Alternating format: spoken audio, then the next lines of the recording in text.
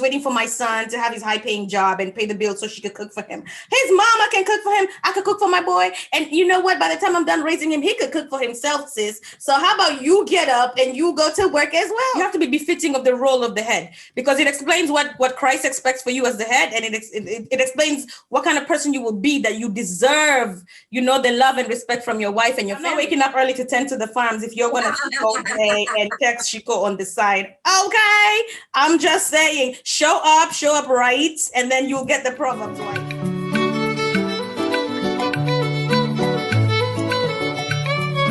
Hi guys, welcome back to the Mod Afro Mamas.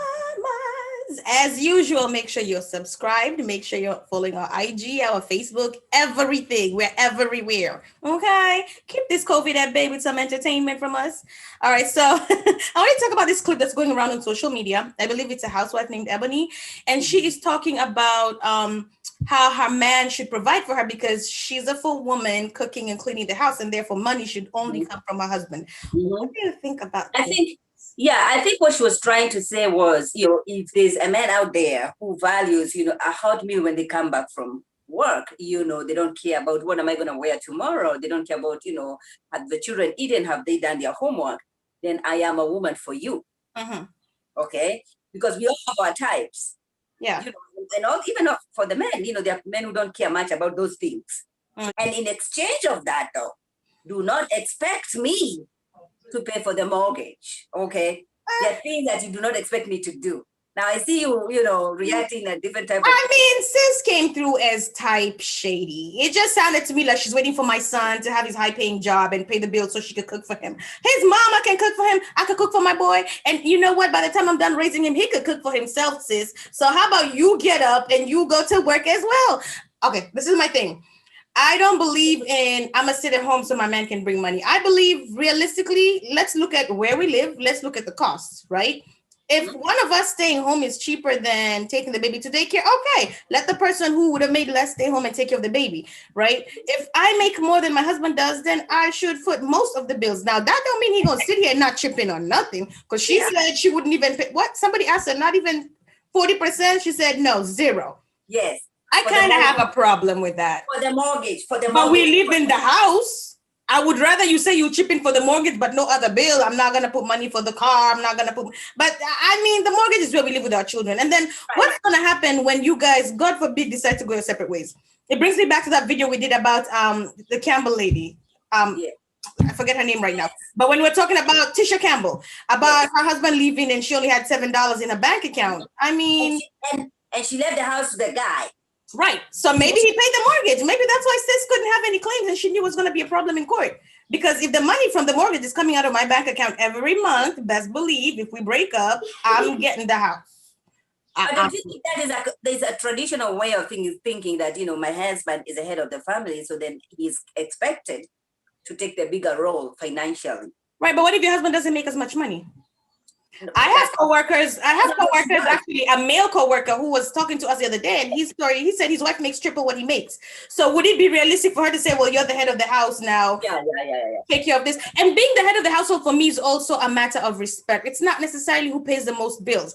You're not going to be head of my household when you're when you're a creepy guy, when you're not doing what you need to do as a husband and as a father, you're not going to be head of anything. Okay. And that's my thing. I think traditionally we expect head of the household to be the man, and then on top of that, we tack on the financial responsibility. I think head of household will be whoever y'all determine, because nowadays there's couples of all types, he, she, whatever they call themselves. But I also don't think it should be tied down to finances. If I am traditional and want my man to be so-called head of household and he deserves to be, then I don't think it matters how much money he makes as long as our family is taken care of. Is he providing to the best of his ability? Then we're good. But it's not that I make more now. You, the little money you make, you put aside. No, that's not going to work for me either. But the girl who was talking about this, remember, she has finances in order. Okay, she's a lawyer. She's doing very good. She has money. Okay, but for her, or even for the society to think that just because somebody is staying at home, then they are not doing much. No, that's total BS. Staying at home is a lot of work. It's a lot of work, especially when you have young children.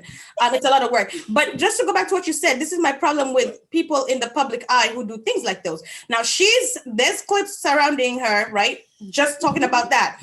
all over Instagram. Who watches Instagram? Our young children.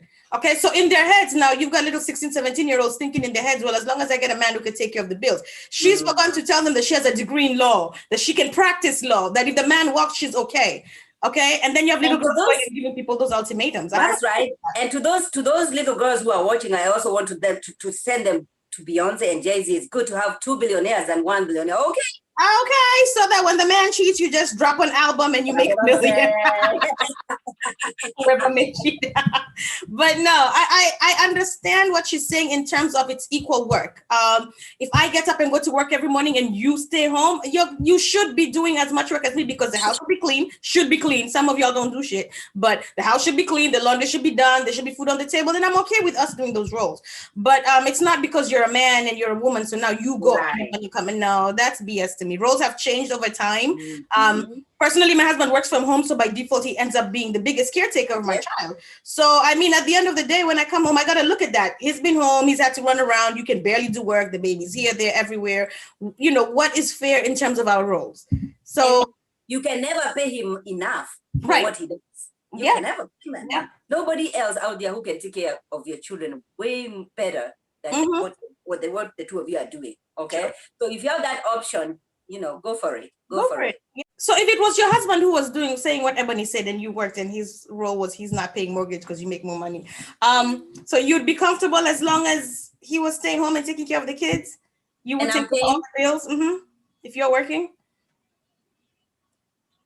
Because at the beginning you said that's her type and that's just what she likes. So would you be able to take that on? No. No. Yes, I know. I need, yeah. I mean, why, if you're staying home because of the children and you don't have other options out there, you know, like for me, you know, you have to figure, we figured it out. We said, you know what, I'm better taking care of my kids than my husband is, you know what I mean? And so, you know, and then you cut to other things like, you know, who's going to get a better job? Yeah. You understand? So that also should count. You know, before that should help you decide who is it that's gonna stay home. Yeah, all jobs are not just staying home for the sake of staying home. Yeah. There's healthcare. You got to think about insurance. You got to think about all these things. You got to factor them in. You know, and I think one of the comments I saw is that Ebony doesn't have kids. Yeah. And so I think sometimes it's just a naive young lady, well, young relatively speaking, because she hasn't had that experience. I mean, if you met me before kids, I'll tell you 1,000 things I could have done with or without a child, blah, blah, blah. And then here's the kid now. Listen, all I want to do is sleep any chance I get. So it's...